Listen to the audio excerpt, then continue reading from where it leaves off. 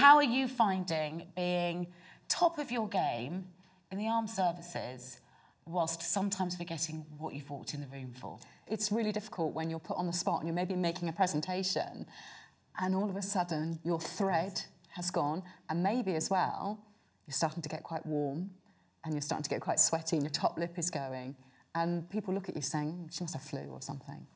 Because not everyone's read into the fact that we're of a certain age. And we have I think even if they do, they then sort of do that head-cocked thing of going, oh, she's got the menopause, like it's an illness. She's just old.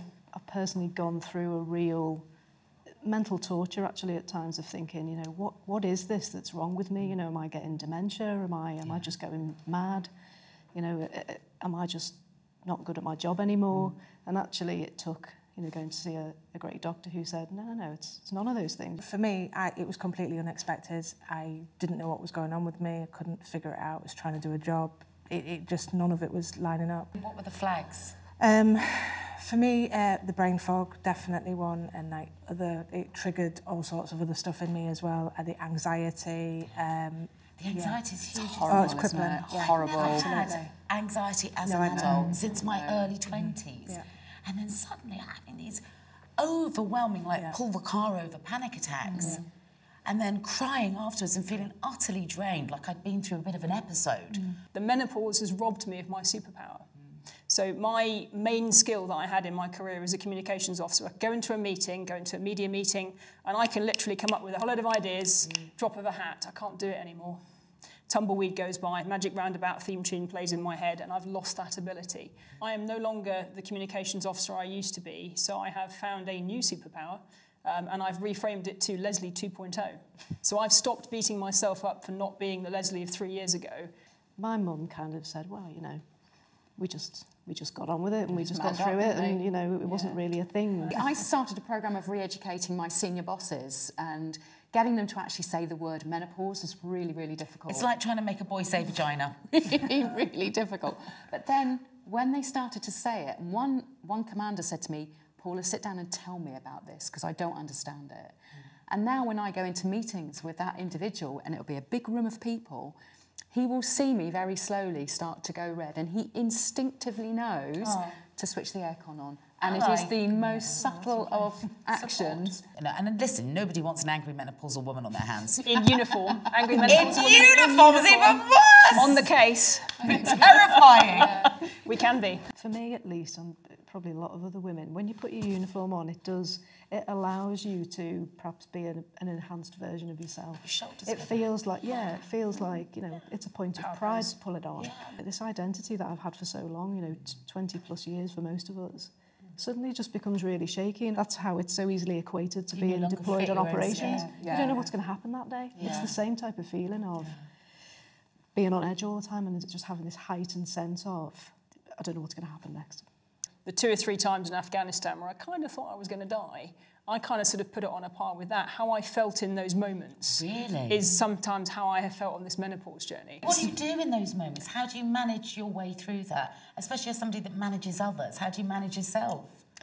For me, do you know what I do? I look in the mirror and I just kind of go, come on. Pull yourself together. You can do this. You know, you haven't got these out of a cereal packet. You've got them because you deserve them. Can you understand why women stop applying for promotions at this stage? Yes, absolutely. Yeah. Isn't that a travesty? Well, and not just that, leave the service. Yeah, I know. Because they think that experience is you gone. said it. My time's done. My time's done. That I genuinely felt that 2 years ago. I thought I need to bang out now because I've got nothing left to offer. I'm 2 people. I'm 2 personalities, and my senior command chain don't get it.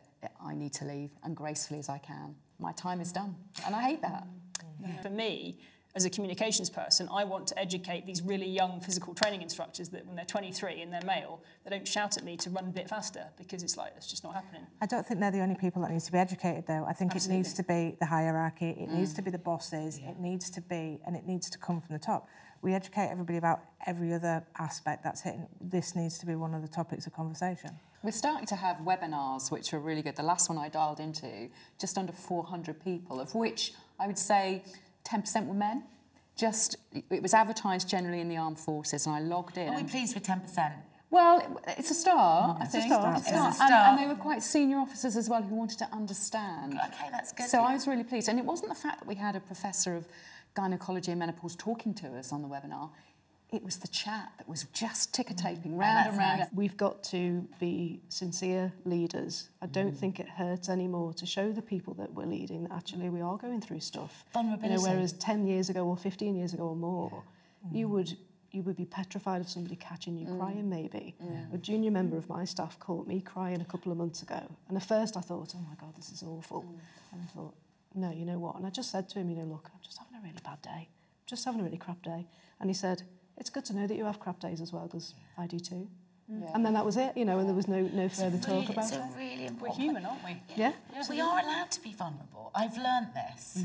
I missed the person I was. Yes. I missed that level of confidence, and I really want it to come back. And I do get glimpses of like, oh, I feel like myself today, and you're a little bit more productive, and you've got a little bit of motivation. But I miss the person I was, and that.